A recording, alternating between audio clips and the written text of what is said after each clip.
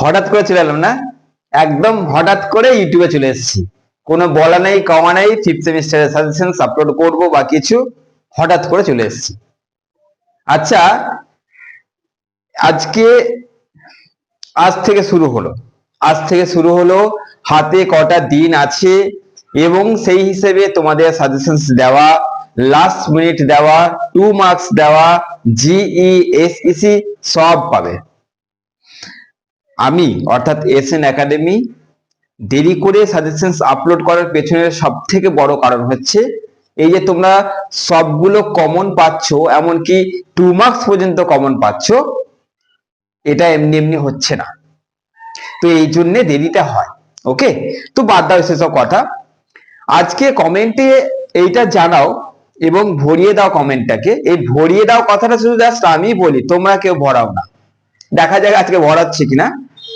বেশিক্ষণ বকবক করবো না, শুরু হয়ে যাচ্ছে সাজেশন। তোমাদের আজকে বলে দিচ্ছি, একদম বাংলার উপন্যাসের মাত্র 10টা প্রশ্ন তোমাদের বলবো, মাত্র 10টা প্রশ্ন। ওকে, তোমরা জানো তোমাদের এক্সাম হলে 6টা কোশ্চেন থাকবে 5 নম্বরের। ওকে, আর তোমাদের 10 নম্বরে থাকবে 4টে কোশ্চেন, তাহলে কটা হলো? 10টা প্রশ্নই তোমাদের আজকে বলে দেবো, ওই 10টাই বলবো। ওকে, তো কথা হচ্ছে একটু সবুর করো, কারণ আমি চলে এসেছি। চিন্তা করো না এরকম কথাটা বলবো না, কারণ আমি মহান কিছু সাজেশন দিই না।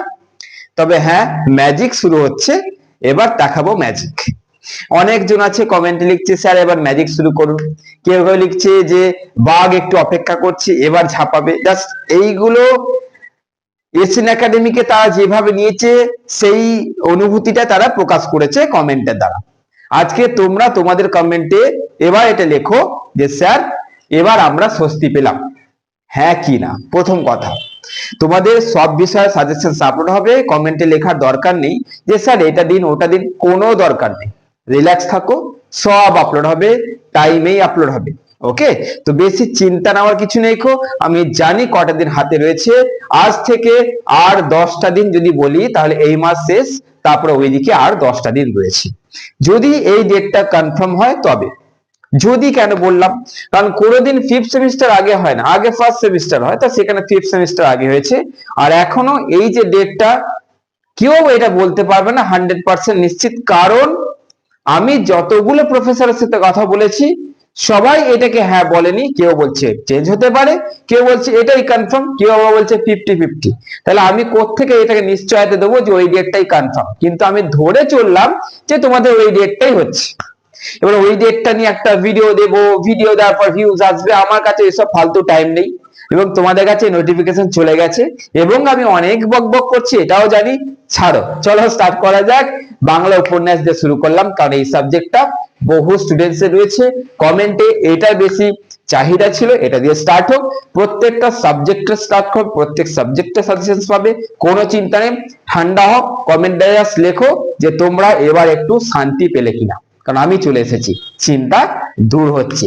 চলো বলে দিই, আজকে বাংলা উপন্যাসে মাত্র 10টা প্রশ্ন তোমাদের বলে দিই।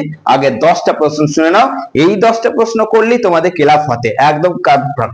হ্যাঁ, এইটা মাথায় রাখবে, 10টা প্রশ্নই আসবে 100% কমন, কোনো দিন বলিনি, এখনো বলছি না।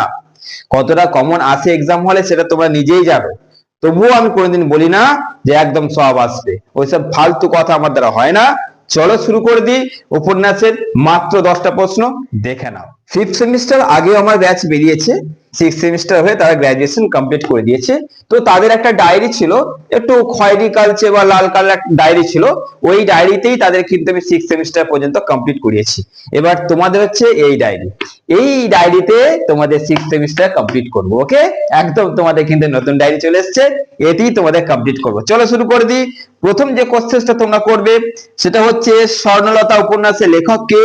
ঔপন্যাসিক তারকনাথ গঙ্গোপাধ্যায় উপন্যাসগুলির সংক্ষিপ্ত পরিচয় দাও। কোশ্চেনটা ঘুরিয়ে দিতে পারে, তারকনাথ বঙ্কিম পরবর্তী বাংলা উপন্যাসের এক স্মরণীয় লেখক আলোচনা করো। কোশ্চেন দুটোর অ্যান্সার একই হবে। 2 নম্বর, সঞ্জীব চন্দ্র চট্টোপাধ্যায় রচিত যে কোনো একটি উপন্যাস বা বিখ্যাত প্রবন্ধ আলোচনা করো। ওকে, নেক্সট, শিবরাম শাস্ত্রীর দুটো উপন্যাসের নাম লেখো, যে কোনো একটির পরিচয় দাও।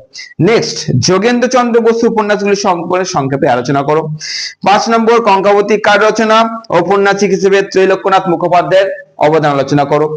6 নম্বর বঙ্কিমচন্দ্র রচিত ইতিহাস আশ্রিত যে উপন্যাসগুলি আছে এবং যেখানে রোম্যান্সের পরিচয় পাওয়া যায় সেইগুলো, অর্থাৎ ইতিহাস রোম্যান্সের মেলবন্ধন কতখানি, এরকম টাইপের কোশ্চেনটা দিতে পারে, এইটা করছো। রমেশচন্দ্রের সামাজিক উপন্যাসগুলো আলোচনা করো। নেক্সট 8 নম্বর ঔপন্যাসিক ইন্দ্রনাথ বন্দ্যোপাধ্যায়ের সময়কাল উল্লেখ করে তার যে উপন্যাস প্রতিভা তার পরিচয় দাও। এবং 9 নম্বর দামোদর মুখোপাধ্যায় রচিত উপন্যাসে প্রতিফলিত সমাজ ভাবনার পরিচয় দাও। এবং 10 নম্বর 19 শতকের বাংলা উপন্যাস রচনায় চণ্ডীচরণ সেনের কৃতিত্ব আলোচনা করো। এই 10টা প্রশ্ন হচ্ছে মোস্ট ইম্পর্টেন্ট। এই 10টা প্রশ্নকে তোমরা আগে রেডি করবে। এই আগে কথাটা কেন বললাম, কারণ আমি তো তোমাদের লাস্ট মিনিট দেবো, এখন যদি 10টা বলি তাহলে সেটা ভুল হচ্ছে, কিন্তু এই 10টা প্রশ্ন হচ্ছে ভাইটাল, এই 10টা প্রশ্নই মোস্ট ইম্পর্টেন্ট। এবার যেটা আমার বরাবরই একটা ম্যাজিক হয় সেটা হচ্ছে যেটা আমি এক্সট্রা দিই সেখান থেকেও চলে আসছে, তাই আমি এক্সট্রা কোশ্চেন গুলো কিন্তু রেখেছি, করতে তোমাদের হচ্ছে। ওকে, কিন্তু আগে এই 10টা প্রশ্নকে শেষ করবে, তারপরে ওই এক্সট্রা। যদি কেউ ভাবো এক্সট্রা করবে না, এক্সট্রা থেকে চলে আসবে, তখন কিন্তু একটু হলেও তোমাদের লস হবে, কারণ আমার এক্সট্রা থেকেও চলে আসে। আমি এক্সট্রা রেখেছি যে কোশ্চেন গুলো, বিষাদ সিন্ধুর রচয়িতাকে বিষয়বস্তু আলোচনা করা, অর্থাৎ মীর মশাররফ হোসেন লিখেছে। নেক্সট 19 শতকের শেষ পর্বে রচিত রবীন্দ্র উপন্যাসগুলো আলোচনা করো, বা কোশ্চেনটা ঘুরে দিতে পারে রবীন্দ্রনাথের ইতিহাস কাহিনী অবলম্বনে যে রচিত উপন্যাসগুলি আলোচনা করো, একই কোশ্চেন। ওকে, নেক্সট বঙ্গাধী পরাজয় কার লেখা সংক্ষেপে আলোচনা করো।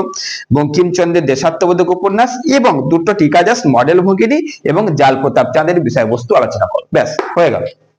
এই কটা কোশ্চেন আশা করছি তোমাদের যা টাইম আছে আরামসে শেষ করা যায়। দেখো এরকমটা নয় যে আজকে দিলাম আজ থেকে তোমরা পড়া শুরু করবে, তোমরা আস্তে আস্তে আস্তে করে কিন্তু পড়েছো। ওকে, এটা নতুন কিছু নয় তোমাদের কাছে। জাস্ট কমেন্টে এটা লিখে জানাও যে কারা কারা রয়েছো যারা এসএন একাডেমি সাজেশনস এর অপেক্ষায় ছিলে, এবং এটা বলা উচিত অহংকার হয়ে যাবে যে অন্য কোনো প্ল্যাটফর্ম ফলো করেনি, যা সেটার জন্য অপেক্ষায় বসেছিলে, ওটা বলা একদম উচিত নয়। আমি সব থেকে তুচ্ছ, সব থেকে নগণ্য প্রত্যেকটা প্ল্যাটফর্মের কাছে, তবু যারা যারা এসএন একাডেমির সাজেশনস এর অপেক্ষায় ছিলে তারা একটু কমেন্ট করে জানাচ্ছ যে তোমরা কারা কারা এসএন একাডেমির কখন আপলোড হবে ফোনটা নিয়ে বসেছিলে, অবশ্যই জানাবে, কারণ এবার তোমাদের কিন্তু ম্যাজিক শুরু হবে। এই তো যা সাজেশন দিলাম, এখনো অনেক কিছু দেবো তোমাদের, এই কটা দিনের মধ্যে এত কিছু দিয়ে দেবো, তোমরা জানো যে আমি কি কি দিতে পারি, আমার কিসে কিসের ক্ষমতা রয়েছে। ওকে, তো একটু জাস্ট ওয়েট করে যাও, কিচ্ছু লেখার দরকার নেই স্যার এটা দিন ওটা দিন, রিল্যাক্স, অত তাড়াহুড়ো করতে হবে না, রিল্যাক্স, সব দেবো আমি, সব, একটা সাজেশন বাকি যাবে না। ওকে, সব পাবে, রিল্যাক্স হও, মাথাকে ঠান্ডা রাখো। জাস্ট কমেন্টে কিন্তু আজকে ভরিয়ে দিতে হবে। আজকে প্রথম ভিডিও আমি চলে এসেছি, কমেন্টে তুমি এতদিন ধরে অপেক্ষা করছিলে, আজকে ভিডিও পেয়ে গেছো, তুমি লিখে দাও, ভরিয়ে দাও তোমার অনুভূতিটা। কমেন্টে না জানলে আমি জোশ পাবো না পরে এগুলো ছাড়ার জন্য। ওকে, ভালো থেকো, সুস্থ থেকো। শুরু হয়ে গেল পঞ্চম সেমিস্টারের যুদ্ধ, চলো।